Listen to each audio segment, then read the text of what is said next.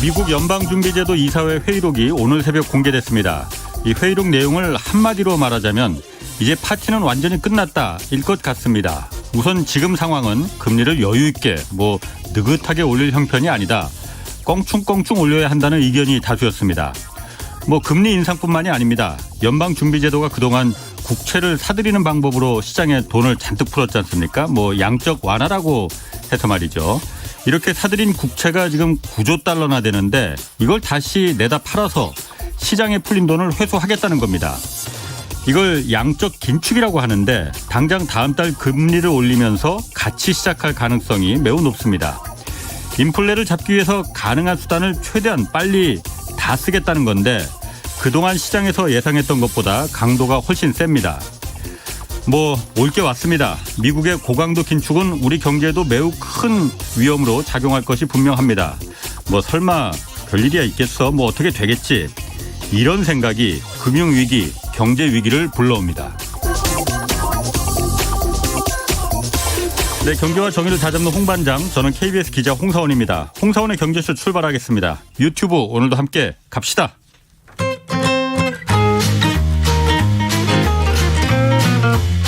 경제의 눈으로 세계 정세를 읽어드리는 최고의 전문가. 성균관대 중국대학원 안효화 교수의 재미있고 유익한 지식의 향연. 1초도 놓치지 마세요. 네, 중국 상하이의 코로나 봉쇄 조치 길어지고 있습니다. 세계적인 물류 대란으로 이어질 수 있다는 전망 나오고 있는데 오늘 이 내용 자세히 알아보겠습니다. 안효화 성균관대 중국대학원 교수 나오셨습니다. 안녕하세요. 네, 안녕하세요. 제가 지난번에 코로나 때문에 괜찮으세요? 못 와서 저는 별로 아프지도 않았어요. 그랬어요. 다행이네요. 그때 서영민 기자라는 게 네, 이 맞아요. 호흡이 저보다는 잘 안 맞더라고요. 그런 것 같아요. 그래서 되게 기다렸어요. 이거 저도 기다렸습니다.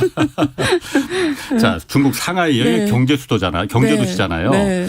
코로나 확진자가 폭발적인 증가로 여기를 완전히 봉쇄했다고 하는데 네. 원래는 8일간만 봉쇄하기로 했는데 네. 더 연장하나 봐요. 네. 지금 상황이 얼마나 안 좋은 건가요? 일단 현재 중국 전체 사회가 지금 코로나 그러니까 경제, 네. 정치, 우리가 안보 모든 이런 이슈의 중심에 사실 지금 코로나가 있고요. 지금 코로나가 사실 한국처럼 주로 오미크론이 주요 변종인데 그럼에도 불구하고 사실 상해 중국 동부 삼성 길림이나 장춘 포함해서 그리고 지금 상해 이제 북경도 지금 봉쇄를 검토하고 있는데 어쨌든 전체 국가가 제로 코로나 정책하에서 봉쇄 정책을 취하면서 지금 많은 인도주의적 문제 인권을 포함해서 그런 사회 정체가 지금 충격에 빠져서요. 중국 상해에서는 지금 사람들이 거의 오랫동안 봉쇄당하다 보니까요. 그리고 이게 집에서 봉쇄당하면 만약에 이렇게 온라인에서 쇼핑해서 우리가 배달을 시키면 사람의 정상적 생활이 되는데요. 일단 봉쇄하다 보니까 사람이 들어가고 나가고가 안 되는 바람에 배달도 안 되잖아요. 그래서 정부가 공급도 집중적으로 하거든요. 아파트 단위로 해서 그러면 물건 갖다 놓고 나눠주고 하는데 그 자체가 너무 부족하고요. 그렇기 때문에 지금 물자 공급도 지금 되지 않으면서 시민들이 굉장히 어려움을 호소하고 반항도 지금 격한 반항도 지금 커져가고 있고요. 사회 전체가 지금 엄청난 고통 속에서 지금 보내고 있습니다. 그리고 아기들이 걸리면 자녀들을 이렇게 부모하고 이렇게 갈라놨거든요. 근데 아기 중에는 예를 들어 몇 개월짜리 아기도 어머니하고 떨어져야 되니까 그래서 굉장히 거기에 대한 반항이 지금 크고요. 그리고 또 노인들 같은 경우에는 평상시에 노인들이 이렇게 격리당해도 자녀가 가 볼 수 있었잖아요. 근데 자녀고 노인이고 서로 나가지 못하니까 노인들은 지금 집에서 격리당한 이런 노인들일지라도 지금 자녀들이 가보지 못하면서 그분들이 여러 가지 또 안전이라든가 식량 공급이라든가 이런 문제가 터지면서 지금 중국 전체 특히 상해 이 사람들이 엄청난 고통 속에서 지금 보내고 있습니다. 확진자가 일일 확진자가 한 2만 명 정도. 네, 2만 명, 3만 명 그렇게 하는데. 된다고 해요 지금. 사실 우리나라가 지금 30만 명이잖아요. 지난해 60만 더 가고 그랬잖아요. 그러니까. 그런데 2만 명 정도. 그리고 이게 오미크론이 변이가 워낙 빠르니까 이게 막는데 제로 코로나 정책이라는 게 이게 가능할 것이냐. 자꾸 회의심이 드는데 이게 뭐 어쨌든 중국이라는 그 사회주의 국가니까 이게 그 네. 완전 격리가 네. 그 봉쇄가 네. 이루어지는 걸 텐데 네. 왜 제로 코로나 정책을 가능하지도 않을 것 같은데 네. 중국 정부는 이걸 왜 계속 고집하는 겁니까? 그래서 중국에서도 학자들이 있잖아요. 네. 학자들이 이야기하는 것 중에 사실 전 세계에서 지금 제로 코로나가 안 된다라는 걸 각 나라 경험에서 증명이 되고 예. 코로나 자체의 피해보다도 이런 봉쇄 정책에 따른 이런 그러니까. 피해가 더 예. 큰데 예. 왜 이런 조치를 하냐 이런 그 중국의 오피니언 리더들이 예. 말도 가끔 나옴에도 불구하고 중국 당국이 그럼 제로 코로나가 불가능하다라는 걸 모를까? 세상에 모르지 않는다고 봐요. 왜냐하면 오미크론이라는 자체가 사실 생명을 위협하는 것도 아니고요. 예. 사실 걸리면 집에서 격리하는 게 낫거든요. 그러면 집에서 격리하게 되면 식구들이 걸린다 칩시다. 그러면 어쨌든 같은 변종이란 말이에요. 근데 지금 상해서 하는 거 보면은 양성이 나오면 무조건 한 곳에 집중 방창이웬이라고 해서 무조건 한 곳에 집중 격리시키는데요. 예, 예. 격리된 걸 보니까 거기 뭐 그렇다고 간호사가 와서 케어 주는 것도 아니고요. 그냥 중국도 인구가 많잖아요. 2,600만 인구 도시잖아요. 한 곳에 격리 하다 보니까 그냥 그 한 곳에 예를 들면 제가 옛날에 다녔던 복단대학교 안 쓰는 그 교실을 갖다가 통째로 이렇게 격리하고 있던데 사람들이 그냥 막 그 안에다 한 번에 이렇게 넣어가가지고 그냥 밀집된 상황에서 있으니까 사실 거기서 온 양성 환자들 서로 다른 변종일 수도 있는데 예. 교차 감염도 되고 더 위험하거든요. 예. 그리고 지금 왜냐면 상해 27만 명이래요. 그럼 27만 명 격리할 수 있는 장소가 없잖아요, 지금. 그래서 주변에 뭐 절강성 이런 쪽에 네. 주변 도시에 주변 성에 지금 이렇게 그 방창 이외에 격리병원을 지금 막 재가지고 지금 한다고 하는데 예. 그런 것들이 오히려 이 변이의 속도라든가 변종을 더 오히려 확산하는 역할을 하거든요. 그래서 그러면 왜 중국 당국에서는 그렇게 할까를 지금 생각해. 저도 계속 생각하거든요. 예.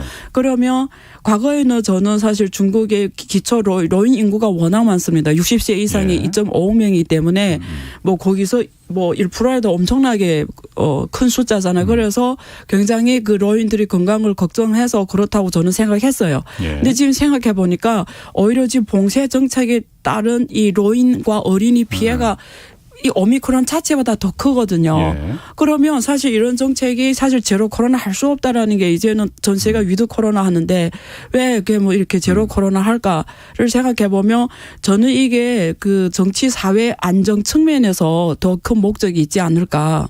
정치 사회 안전? 그러니까 중국이 지금 제일 큰 이슈가 10월에 열리는 전국 공산당 제20차 당대회거든요. 예. 그러면 만약에 예년 같으면 거기서 중국 공산당 서기 예. 그리고 내년에 열리는 양회에서 국가주석이 선출이 되고 예. 뭐 이렇게 간단 말이에요. 그러면 원래 정상대로 하면 올해 10월에 새로운 당서기가 나오고 예. 그 이듬해 국가주석이 선출돼 이런 절차인데 지금 많은 오피니언 리더들은 시진핑 이 지도부가 3기로 간다고 보잖아요. 3년임 하겠다고 하는 예, 거죠. 3년임이 있어야면 어쨌든 그때까지는 이렇게 다른 목소리를 내는 사회 분위기가 만들어지면 안 되잖아요. 예. 예, 그리고 미국하고 중국과의 갈등이 굉장히 이렇게 이슈의 중심에 있다가 지금 코로나 때문에 그게 지금 밀려난 상황이고 예. 또 미국 같은 경우에는 러시아 우크라이나 전쟁 때문에 이 미중 갈등이 이슈가 좀 뒤로 가고 예. 그러면 10월까지는 사회의 이게 이 집중 이 사회의 집중 이슈 중심에 이게 막 여러 가지 막 평화로 와가지고 여러 가지 이게 나오면 이러면 예. 좀 뭐라고 해야죠? 좀 불안정할 수도 있으니까 이게 코로나라는 어떤 이런 극단적인 변수를 통해서 사람들이 모든 집중력과 모든 이 관심을 이 속에서 이렇게 하는 게 관리하나 통치가 훨씬 더 안정화할 수 있지 않을까 그런 생각을 해서 저는 특히 예를 들면 이런 거죠. 지금 중국 그 31개 성시 뭐 당서기 성장들 있잖아요. 예. 자기네 지방 정부에서 자기 관할구에서 코로나 한두 명이 몇 명이 나와도 목이 잘리거든요. 예. 바로 그냥 즉시 면직이거든요.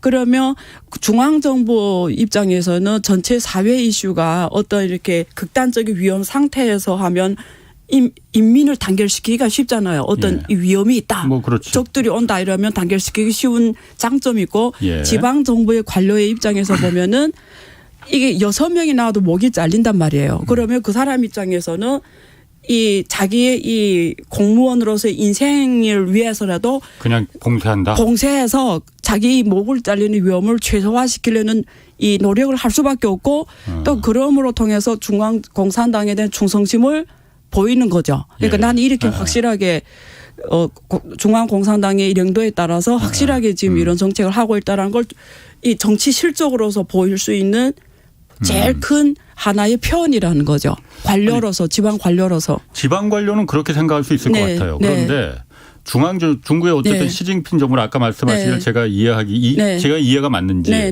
어쨌든 시진핑 주석이 3년임이 지금 당면 과제니 그걸 위해서는 여태까지 펴왔던 정책을 계속 일관되게 가는 게 유리하다라고 판단해서 지금 제로 코로나 정책이 불가능한 거 알지만 계속 가고 있다 이렇게 해석을 하시는 거잖아요. 그것도 있고요. 그리고 인민을 그러니까 사람들이 지금 사람 다 여기와 집중돼 있을 거 아니에요. 다른 거 신경 못 쓰는 거죠. 그럼 다른 생각 덜 하게 되죠. 여기에만 생각하니까 어쨌든 그때까지는 이슈 정치라는 게 좀 그런 게 있잖아요. 아니 그런데 지금 불만이 굉장하잖아요. 중국 인민들 입장에서는 코로나 걸려 죽기보다 지금 굶어 죽게 생겼다고 불만이 굉장히 많을 거 아니에요. 그럼 그것도 시진핑 주석이 가을에 당대회가 열리는데 유리할 것 같지 않은데. 그래서 사실 이게 다른 나라 같으면 이런 일이 있을 수 없는 게 우리가 어떤 사회 구조를 볼 때 보통 사회 이게 여러 힘이 서로 균형을 하거든요. 그게 우리가 막 종교, 시장, 문화 그리고 정부거든요. 그래서 이게 예를 들면 한국도 그렇고 미국도 그렇고 보통 민주주의를 하는 국가에서는 사회, 시장, 종교, 정부가 서로 견제를 하는 거예요. 그래서 이 사회라는 게 살아있거든요. 그 사회라는 게 여러 가지 견제 그 노조가 있을 수도 있고요. 어떤 협회가 있을 수가 있죠. 이런 것들이 정부의 어떤 행태에 대해서 이렇게 견제를 하는 역할을 해요. 그리고 시장이라는 건 기업의 힘이거든요.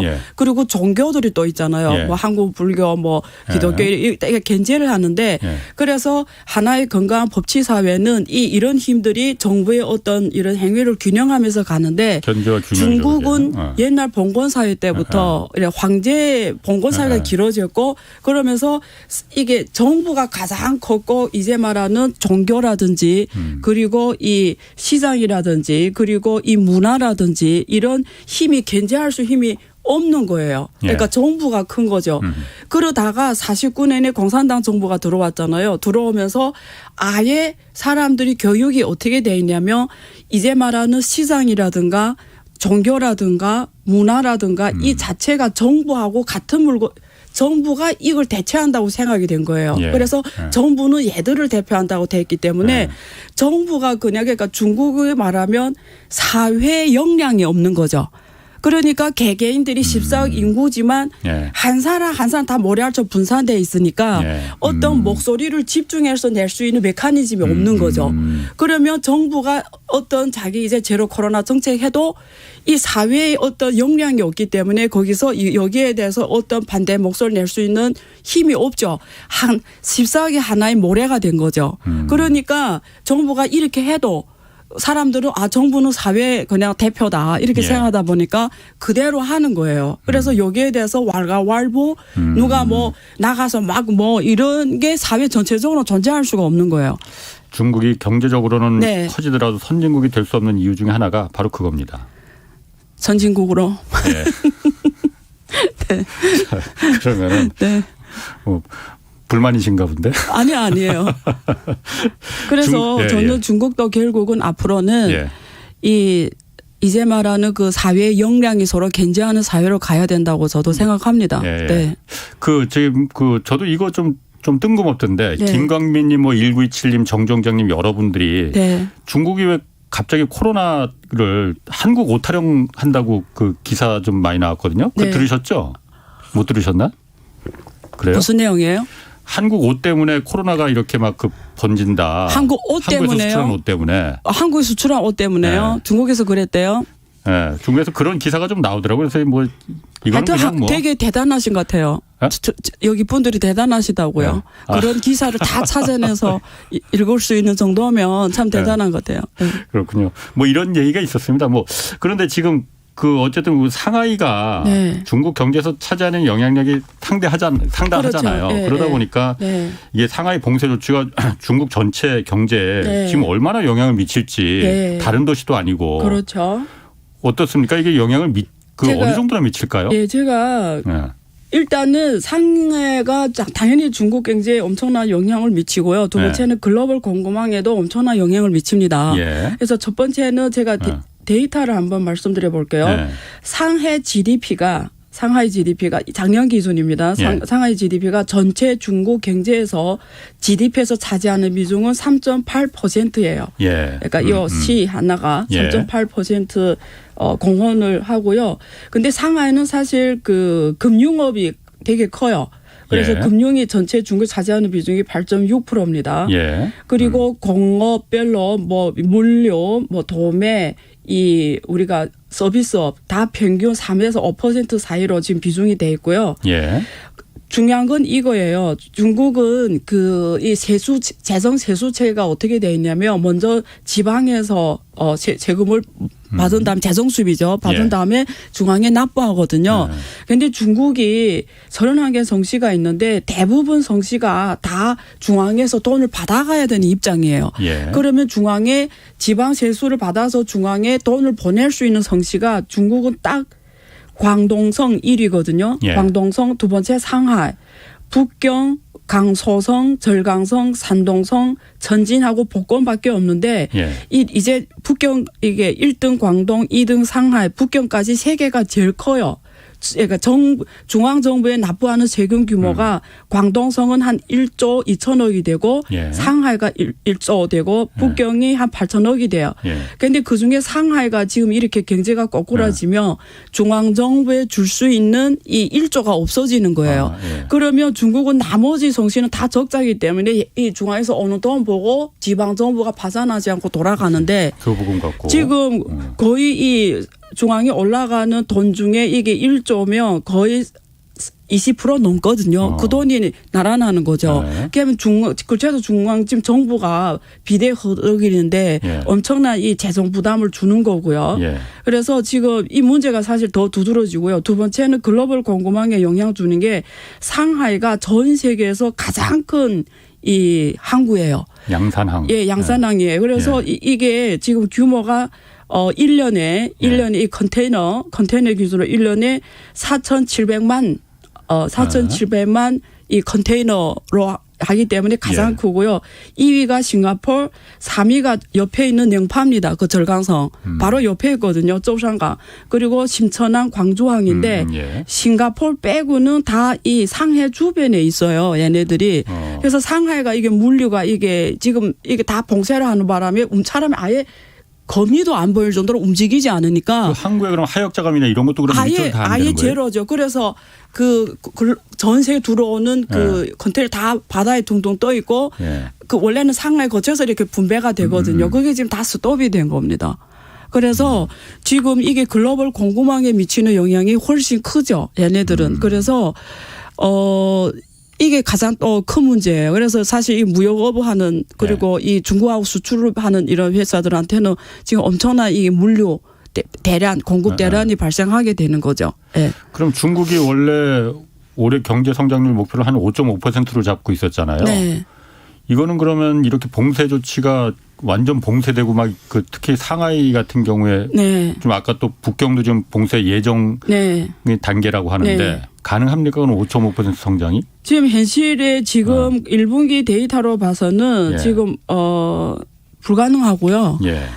만약에 올해 5.5로 하려면 그러니까 일단 양회에서는 제가 지난번에 와서 말씀드렸다시피 5.5라 원래는 그러니까 저를 포함해서요. 이 연구하시는 분들은 올해 사실은 5% 정도로 경제 목표치를 설정할 거라고 생각했는데 5.5%라는 굉장히 그 높은 목표치를 제시를 해서 올해는 재정 정책하고 통화 정책을 굉장히 적극적으로 할 거라고 생각을 했는데 제가 그때 나와서 말씀드린 내용이 뭐냐면 목표는 5.5로 굉장히 높게 잡았는데 하고자 하는 재정 정책하고 통화 정책은 별로 작년에 비해서 그렇게 확대되지 않았다. 예. 그래서 사실 5.5는 시장 기대치만 관리하는 거지 사실 중국 정부가 그렇게 할 수 있는 이런 재정 정책, 통화 정책 보이지 않았다고 제가 말씀드린 적이 예. 있는데 지금 상황으로 봐서는 예.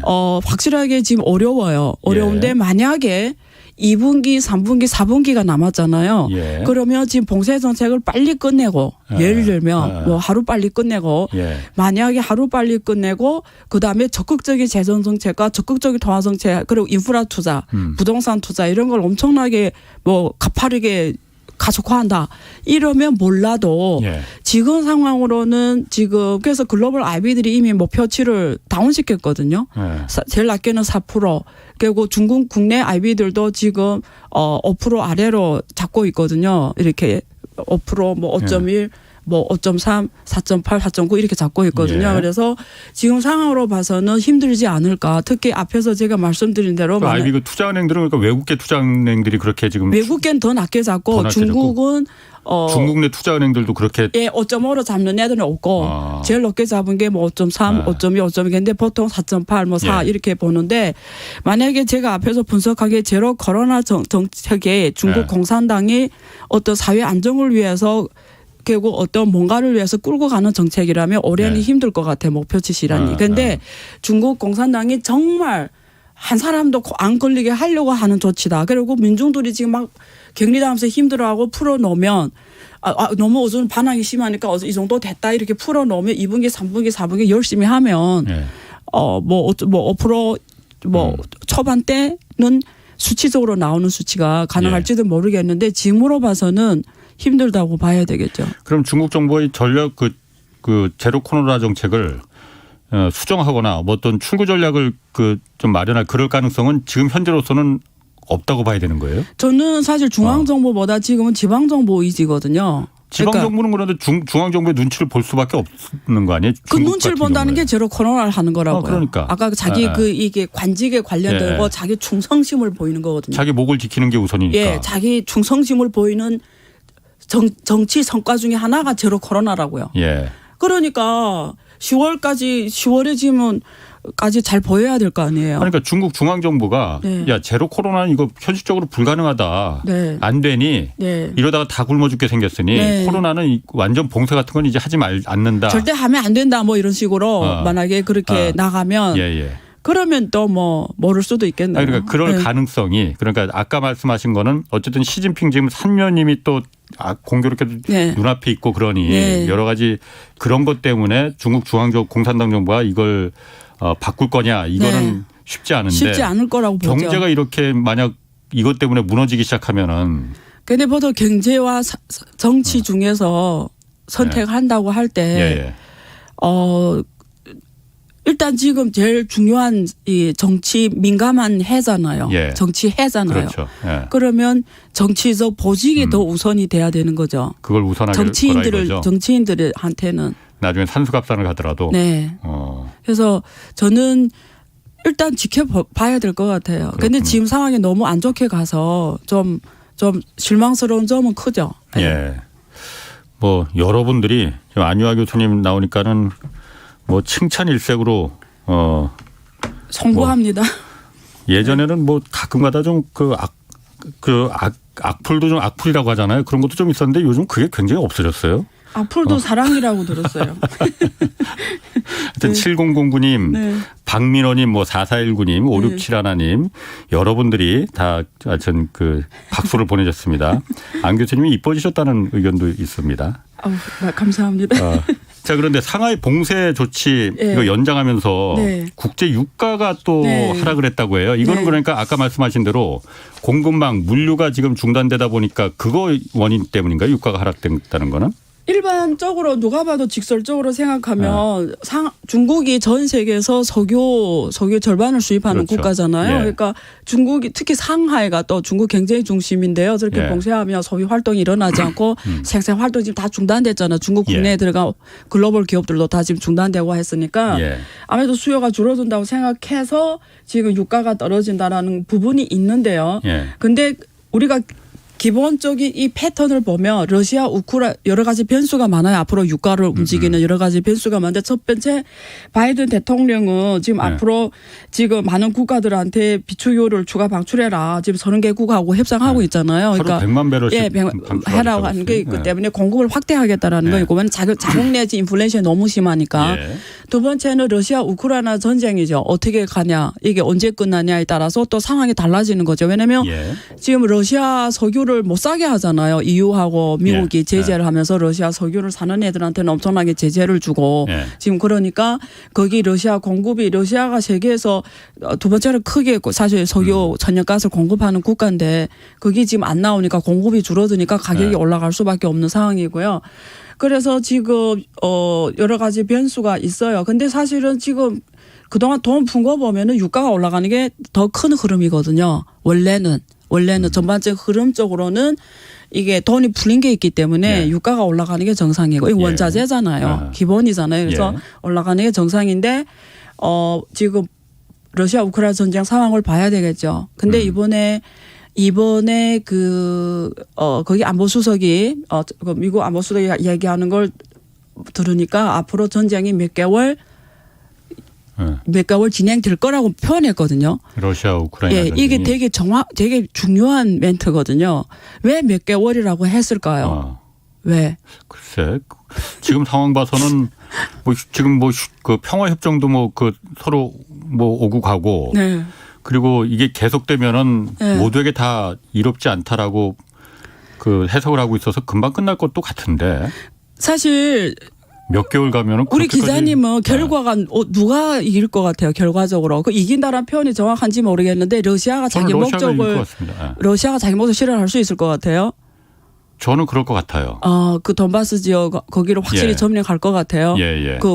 저는 그게 결론이 어떻게 누구에 따라 미국에 따라서 결론 난다고 봐요. 예. 예를 들면 미국하고 지금 EU가 무기나 이런 걸 적극적으로 지원해 주잖아요. 예. 지금 사실 그래서 전쟁이 이렇게 길어지는데 지원을 안 했으면 끝났겠죠. 예. 근데 어쨌든 우크라이나를 전 세계 특히 EU하고 미국이 무기를 공급해 주면서 사실 이게 전쟁이 지금 승부가 잘 안 나고 있는데 근데 사실은 젤렌스키가 요구하는 대로 협조는 안 해줘요. 그래 여기 제공권이라든가 이런 거에 대해서 협조를 안 해주잖아요. 그거 하면 사실 게임 끝나는 일인데. 비행금지구역 설정도 안 하고. 그 정도 안 하잖아요. 그러니까 애매하게 한단 말이에요. 예. 무기는 뒤에서 공급하는데 또 실제 필요한 거는 안 해주고. 예.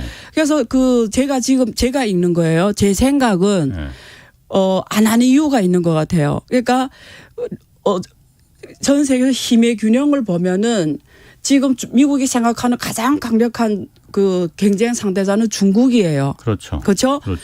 근데 중국이 있는데 여기 러시아라는 나라가 또 어떻게 하냐에 따라서 이 3자 역학 구도가 바뀌게 돼 있어요. 예. 그래서 러시아하고 중국이 손을 잡으면 예를 들면 완전 잡으면 미국이 상대하기가 너무 쉬운 상대가 안 되는 거지. 워낙 어려운 상대인데 중국이. 예. 근데 러시아까지 가세라면 적어도 군사적으로는 쉽지 않잖아요.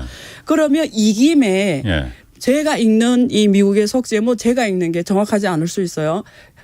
어차피 러시아가 지금 전쟁한 여전히 거의 파산 직전에 오고 있잖아요. 이참에 어차피 그러니까 계획이 스케줄을 내 생각에는 미국 쪽이 스케줄을 뭐냐면 몇 개월 더 진행해서 얘네를 확실히 죽여버리는 거죠. 러시아를? 예.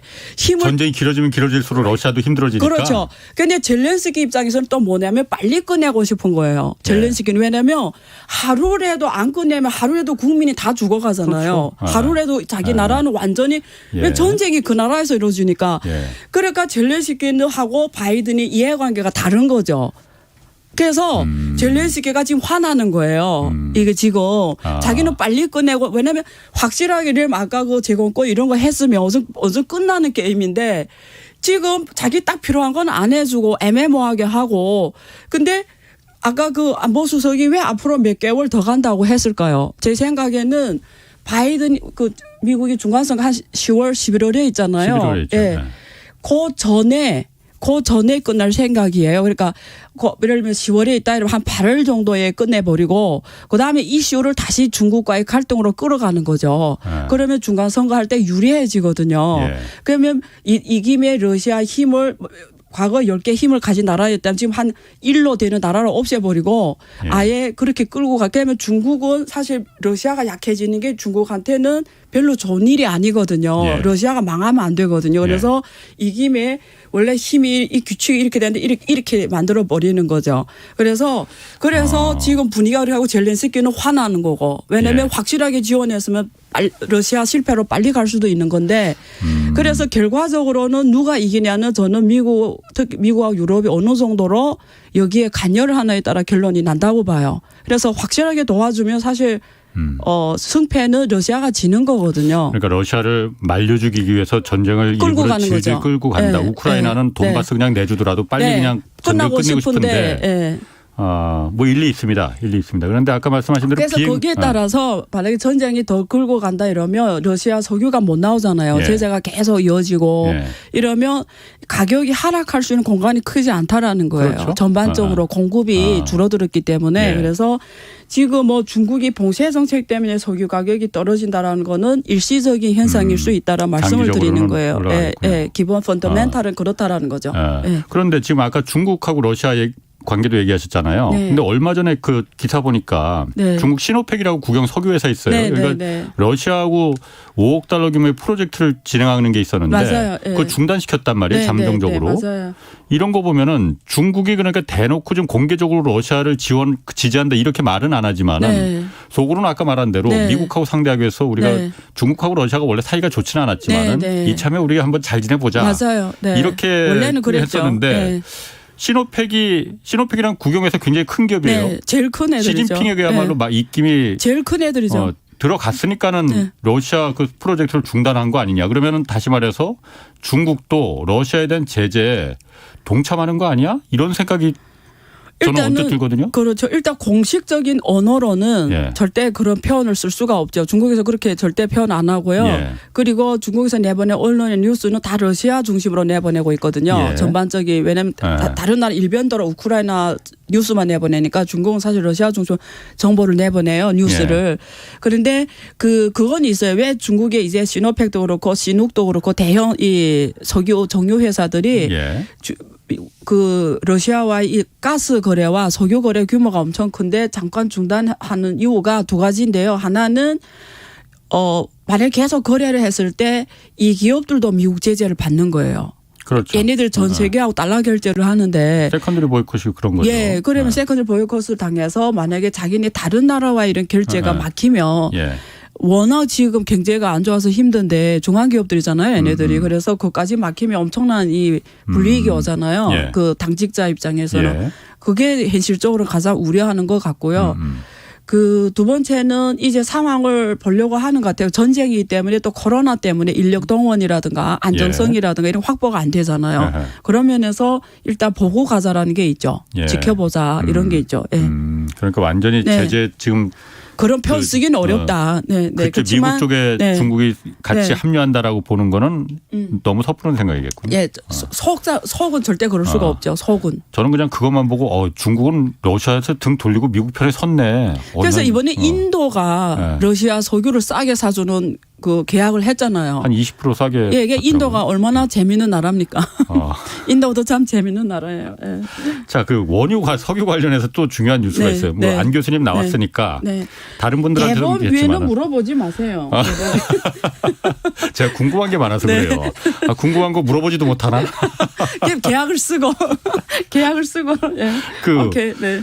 사우디아라비아가 네. 그 어쨌든 석유를 갖다가 파는데 네. 전부 다 오페크에서 석유를 파는데 전부 다 달러로만 이제 원래 맞아요. 팔게 결제하죠. 했었잖아요. 네. 그래서 달러가 기출 통화가 네. 되는데 사우디아라비아가 네. 이제 중국 위안화 중국에 석유 팔 때는 네. 위안화도 이거 받는 거 한번 그렇죠. 검토해 보겠다 했거든요. 네. 이거 왜 그런 겁니까? 사우디가 어떤 생각을 갖고 있는 거예요? 사실 그게 2015년부터 계약을 이미 썼어요. 2015년부터. 왜냐하면 중국이 2009년에 위안화 국제화를 이미 선포를 했고 그러면서 위안화를 무역 결제. 그러니까 국제 통화라는 거는 세 가지 기능을 할 수가 있어야 돼요.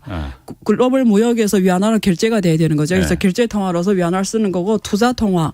그러니까 우리가 어디에 투자를 할 때 달러로 해외 투자할 때 해외 투자할 때 달러로 하는 게 아니라 위안화로 직접 투자하는 거죠. 투자 통화로서 기능을 해야 되고요. 세 번째는 보유 통화, 레저브. 그러면 한국처럼 한국은행이 외화 보유액 중에 위안화가 있는 거예요. 레저브 통화로 돼야 돼요. 이래야 이 세 가지 기능이 국제적으로 다른 나라에서 이루어져야 그게 국제 통화란 말이에요. 그래서 중국 정부가 2009년부터 그 절차를 계속 밟아왔어요. 그래서 사실 2009년부터 2013년까지 핵심 무역 결제 통화를 확산시키는 거예요. 그래서 전 세계에 위안화 정상은행들을 다 만들어놨어요. 그래서 한국은 교통은행이 하고 있거든요. 위안화 정상은행. 런던은 중국 건설은행이 하게 돼 있어요. 이렇게 무역 결제에서 위안화를 비중을 확대하겠다라고 한 게 2013년 이전의 일이고요. 2014년에는 IMF SDR 통화에 위안화가 10.92%로 편입이 됩니다. SDR이 그러니까 이렇게 5개 여러 가지 핵심 바구니에 바구니에 위안화가 10.92% 들어가고 엔화가 한 8%인가 그렇게 좋아했거든요. 그래서 주요 통화로 들어가 버려서 그래서 정말 명불상부한 위안화 국제 통화가 된 거죠. IMF에서 편입을 했으니까 그 이후로는 2013년 이후로는 1대1로라고 해가지고 그 주변 국가들의 투자를 할 때 뭐 공항을 사고 길을 닦을 때 위안화로 직접 투자를 한 겁니다. 중국은행들이 중국 국유기업들이 그래서 투자 통화 기능을 확산시켰고 그다음에 2015년 이후로는 레저브 통화 뭐 각 나라의 외화 보유에 이런 데서 위안화를 좀 편입해 노력을 해왔단 말이에요. 특히 결제 통화에서 핵심이 기축 통화 역할을 하는 게 석유란 말이죠. 그래서 이제는 중국이 가장 큰 중국이 1위 석유 수입 국가가 사우디예요. 사우디거든요. 그러니까 사우디가 제일 많이 수입하니까 걔네들한테 야 우리가 하긴 파워가 있잖아요. 너 우리한테 수출하는 거잖아. 제일 크잖아 우리나라가 수입이. 그러니까 위안화로 하자. 이러니까 그 나라 입장에서는 뭐 그때 당시에는 뭐 하자는 생각이 있고 특히 이번에 러시아 우크라이나 전쟁이 일어나는 거 보고 와 저 만약에 미국이 중국을 스위프트에서 빼고 예를 들면 혹은 또 제재를 하면은 우리가 주로 중국에 수출을 하는데 만약에 그게 결제가 안 되면 또 어떻게 하지? 또 이런 걱정도 하게 돼 있죠. 그러니까 사우디 입장에서 다변화를 하려고 하겠죠. 달러도 하지만 일정 부분은 위안화로 하다. 그래 이게 안 됐을 때 이게 돌아가잖아요. 그러니까 그런 생각을 저는 사우디뿐만 아니라 다른 나라들에서 거의 한다고 봐요. 유럽도 생각이 할 수 있죠. 유럽도 하죠. 근데 이라크가 그래서 망했고 베네수엘라가 저지경이 된 거 다 보고 봤지 않습니까? 정말 미국과 일전을 불사할 각오가 아니면은 달러로 안 받고 다른 나라 위안화로 받겠다는 생각을 할 수 있을까? 나 그 생각이 들거든요. 근데 할 수 있는 게 아니지만 하겠다고 했잖아요. 한다고. 검토한다고 했죠. 그러니까 결정한 건 아니잖아요. 아니 결정했어요. 그래요? 네. 그러면 진짜로 위안화 결정 하겠다고 결정이 된 거예요? 검토 수준이 검토 아니에요. 결정이 됐다고. 왜냐하면 검토는 2015년부터 했고요. 그때 MOU 다 맺었어요. 하자고. 그래서 지금 어제는 7년 됐잖아요. 그래서 이제 진짜 한다라는 거고. 그다음에 두바이하고 이란도 두바이도 중국하고 석유 결제해요. 위안화로 해요. 두바이도. 그리고 이란도 하고요. 러시아도 중국하고 위안화 결제를 해요. 러시아야 뭐 그럴 수 있다고 보는데. 근데 저는 이번에 코로나하고 이번에 그 미국이 제재가 너무 자주 등장하잖아요. 그래서 정상적인 국가면 100% 달러 결제를 줄이려고 할 거예요. 이유도. 그래서 실제 지금 데이터로 나오잖아요. 달러가 2007년 대비 달러 결제 비중이 2007년에는 거의 80%로 갔거든요. 글로벌에. 지금 58%밖에 안 됐어. 한 20몇 프로 떨어졌어요. 이게 문제를 설명하는 거잖아요. 그러니까 과거에 다 달러로 하다가 이제 유로화하고 위안화가 엔화도 저거해버렸어요. 작년에 엔화가 지금 2.7%고 엔화가 국제통화거든요. 근데 위안화가 지금 3.82%니까 엔화도 저거하고 유로화 다음에 위안화란 말, 그다음에 엔화 이런 순이니까 엔화로 저월했다는 건 엄청난 의미가 있는 거잖아요. 결국 달러는 확 떨어진 거잖아요. 58%. 그게 꼭 이 중국을 빼더라도 많은 나라들에서 이제는 글로벌 무역에서 달러를 하는 게 굉장히 위험하다. 첫째. 미국이 너무 자주 제재를 하니까 두 번째 달러가 너무 값이 없는 통화가 돼버렸어요. 2월 기준으로 인플레이션 7.9라는 건 무슨 뜻이냐면 달러 이 종이돈은 예? 종이돈은 7.9%씩 가치가 떨어지는 그렇죠. 종이장이라는 거예요. 예. 기자님은 이런 통화로 쓰겠습니까? 7.9%씩 가치가 떨어지는데 가만히 가만히 놓으면 그런 걸 누가 지금 어디다 투자해서 수익률을 7.9% 만들어요. 지금 국채 수익률이 미국 국채 수익률이 지금 얼마입니까? 지금 7.9% 떨어지고 국채 수익률이 지금 3% 마이너스잖아요. 안 되잖아요. 그러니까 마이너스인데 누가 그 통화를 갖고 있어요? 자, 그거는 네. 그냥 순진한 경제학자들의 생각이고 네.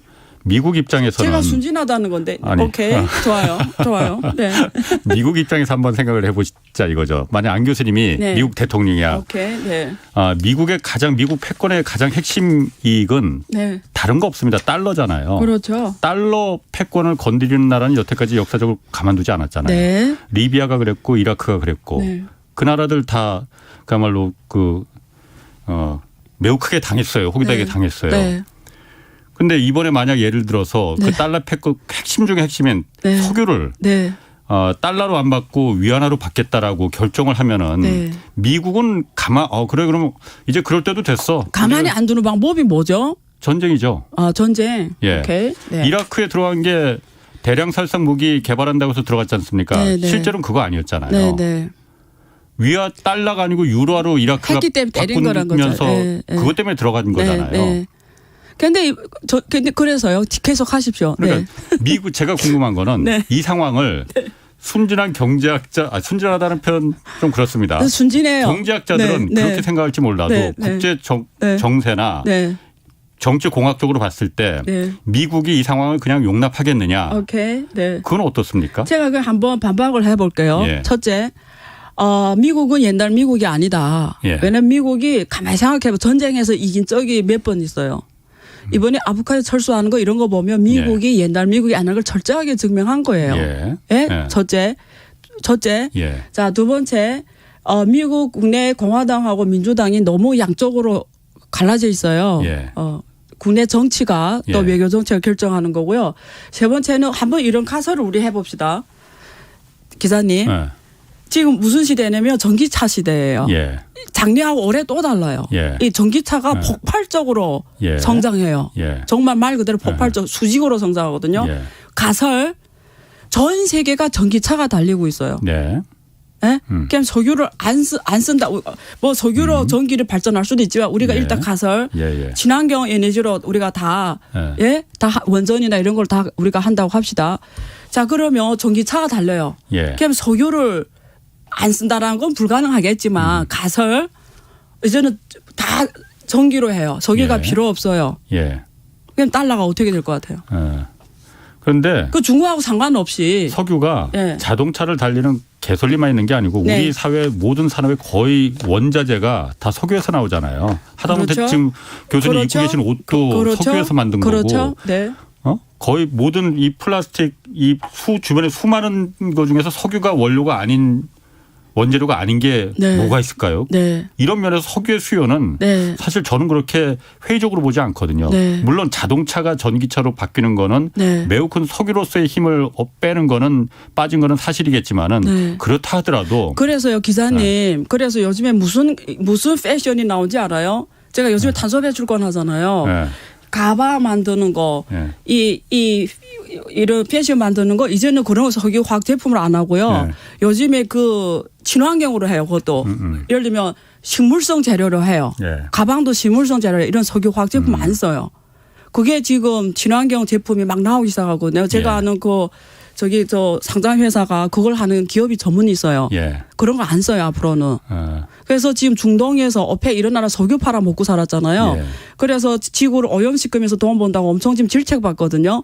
그래서 중동 석유국가 이런 데서도 이제는 탈석유를 고민하고 있거든요. 나라 발전 예. 정책으로. 예. 그래서 뭐 이거 다른 이슈지만 그러니까 일단은 세계적 흐름은 그렇게 간다. 네. 그런 면에서 달러의 기축통화 역할은 네. 사실상 점점 어려워지는 일이다. 예. 그런 얘기를 드리는 거고요. 그럼 달러의 그다음에 예. 먼저 말씀하세요. 네, 그다음에 미국이 그렇게 누굴 손보고 싶어서 이제 네. 손보는 시대는 아니다. 거기에 대해서 저는 굉장히 네거티브하게 본다. 네. 네, 왜냐하면 가만히 생각해보면 들어가서 이긴 전쟁이 별로 없다. 네. 좀 악플지에 등장하기 시작했어요 지금. 그러니까 미국을 말하면 악플을 중국을 욕하면 칭찬이고요. 미국을 뭐라 하면 악플이고요. 자, 조금 전에 내가 물어보려는 게 뭐였었더라? 내가 악플 보고선 까먹었네. 근데 저는 결과적으로 미국이 말 그대로 세계 리더 역할을 국제 리더십을 진짜로 갖고 갔으면 좋겠어요. 자국의 이익이 아니라 국제 리더십을 진짜로 갖고 가서 정말 전 세계적으로 인도주의 재난이 없고 이런 세상이 만들어졌으면 좋겠어요. 근데 그렇지 않아서 실망스럽다는 거죠. 제 기억이 났어요. 뭐 질문하려고 해요. 아까 안 교수님이 달러의 기축통화로서의 위치는 흔들릴 수밖에 없다고 했잖아요. 아니 숫자가 그렇게 나왔잖아요. 과거 그러니까. 70% 넘다가 지금 58% 숫자. 제가 그거 다 인정한다니까. 그러면은 기축통화는 어쨌든 필요한 거 아니에요. 네. 뭐가 그럼 달러를 대체하는 게 어떤 통화가 그럼 기축통화가 되는 거예요? 질문 아주 잘했습니다. 그래서 저는 미래는 다극화 체제로 보는 거죠. 그러니까 지금 유로화 결제가 올라갔고요. 위안화 결제가 올라갔어요. 그래서 전 세계에서 그리고 이제는 코인 결제가 많아져요. 코인 결제가. 디지털. 디지털 코인 결제가 지금 많아지고 있거든요. 국제 결제에서. 그러니까 앞으로는 결제 통화가 이제 달러 중심이 아니라 다극화 결제 시스템이 만들어진다라는 거죠. 어느 한 편중이 된 게 아니라 그게 지금 데이터적으로 나오고 있다라는 거죠. 제가 말씀드리는 거는. 그래서 하나의 정상적인 국가는 이런 결제 리스크를 줄이기 위해서라도 달러 결제 의존도를 줄이려고 한다는 거. 특히 이번에 러시아 우크라이나 사태에서 보여주듯이 줄일 수밖에 없다라는 거예요. 왜냐하면 미국이 너무 자주 제재의 망치를 두드리니까요. 자, 그러면은 또 한 가지 궁금한 거 있어요. 제가 자꾸 미국 입장 들은 것 같아서 좀 그렇긴 한데 그냥 미국 같은 경우에 사실 가장 핵심이 달러라고 했고 가장 큰 수출 품목이 달러잖아요. 그걸로 다 돈을 미국 국민들이 먹고 사는 거잖아요. 달러가 그렇게 위상이 떨어져서 이 달러를 수출 잘 못하면은 미국은 어떻게 됩니까? 망합니까 그러면은? 미국이 잠깐만 시간이 어떻게 돼요? 한 3분 정도 있어요. 3분 정도 두고 그런 큰 질문을 하면 제가 어떻게 풉니까? 지난번에 제가 여기서 하지 않았나? 미국이 달러 기초 통화 가능한 세계의 이 불안정성, 전쟁 위험은 계속 있을 수밖에 없다. 이런 거 한 것 같은데요. 그때 코로나 걸리셨나요? 잠깐 이거 좀 길게 얘기해야 되는데 시간이 없으니까. 그거는 내일 어차피 안 교수님 또 나오시니까 내일 그럼 부분은 다시 한번 얘기하시죠. 저는 사실 코로나 걸려서 더 똑똑해졌어요. 그게 후유증이 있다던데요. 자, 그리고 한 가지. 사우디가 지금 중국 위안화로 결제하겠다고 한 거 지금 저는 검토하는 정도로 알았는데 결정됐다. 이거는 사실 좀 확인을 해보고. 당연하죠. 사우디가 혹시 이 상황을 중국을 그냥 이용하는 거 아닌가. 왜냐하면 사우디하고 미국이 지금 관계가 예전 같지 않거든요. 좀 불편한 게 많거든요. 맞아요. 사우디가 중국을 이용하는 건 아닙니까? 이용한다는 뜻은 어떤 뜻이에요? 그러니까 왜 이용한다고 생각하냐고요. 제 뜻은. 미국한테 더 많은 걸 받아내기 위해서. 그렇지. 우리 만만하게 보지 마라. 사우디. 우리 중국하고도 그런 할 수 있어. 부분이 있을 수도 있죠. 그런 부분이. 내내 이렇게 행동했다가는 우리는 쟤네하고 적은 친구라고. 그래서 그렇게 메시지를 던지려고 하는 것도 있겠죠. 그거는 이제 진행되는 상황 보면 답이 나올 것 같은데요. 이제 흘러가는 국제 정서를 보면 답이 나오지 않을까요? 그러니까 아직까지는. 근데 제가 그 사람 속이 아니니까 모르죠. 거기에 대해서. 근데 그럴 수도 가능성은 있다. 그렇게 보는 거죠. 그렇군요. 러시아하고 아까 우크라이나 침공 사태에서 중국이 아까 잠깐 얘기하셨지만은 중국은 앞으로 이 전쟁이 몇 달 동안 길어지면은 만약 미국 말대로 아까 안보석 제이크 설리반이 그런 말을 했다고 하셨는데 몇 달 동안 이렇게 장기전이 돼버리면은 중국은 그냥 옆에서 지켜만 보고 있을까요? 어떨까요? 중국은 일단은 국내 통제가 가장 핵심 이슈입니다. 국내 사회 안정과 통제, 경제 안정, 사회 안정. 이게 지금 가장 중요한 이슈거든요. 왜냐하면 정치해이기 때문에. 경제 안정, 사회 안정. 그래서 지금 일단 여기로 국제 정세는 오묘하잖아요. 중국 입장에서 서글로는 러시아를 돕고 싶죠. 그런데 이번에 러시아에서 공식적으로 미사일 도움을 요청했어요. 근데 중국은 거절했거든요. 러시아가 중국에다가 예, 미사일을 미사일 좀 보내달라고. 달라. 예. 러시아도 미사일 많을 텐데. 아니 다 지금 뭐 매일 쏜다고 생각해봐요. 그게 금방 동광이 나고 돈도 지금 동결당했잖아요. 위안부 얘기 지금 동결당했잖아요. 그러니까 쓸 수도 없고. 북한은 도와줬어요. 미사일 공급했거든요. 그래서 중국이 그걸 안 한 거 봐서는 선을 긋고 있는 건 맞아요. 그렇다고 또 러시아가 무너지는 건 바라지 않으니까요.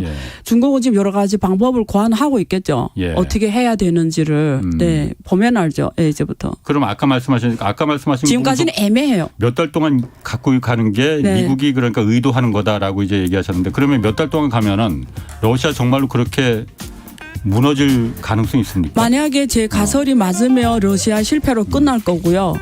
그렇군요. 러시아 실패로. 예. 알겠습니다. 그 부분도 내일 다시 한번 나오셔서 더 자세한 얘기 좀 더 들어보도록 하겠습니다. 네, 알겠습니다. 자, 지금까지 안유아 성균관대 중국대학원 교수 함께했습니다. 고맙습니다. 네, 감사합니다. 자, 오늘 여기서 마치겠고요. 지금까지 경제와 정의를 다잡는 홍반장 홍사원의 경제쇼였습니다.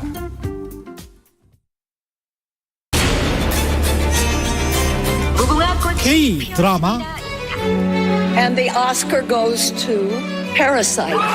K 무비 Smooth like butter, like K 팝 세계를 뒤흔들고 있는 K 열풍 이제 최경영의 최강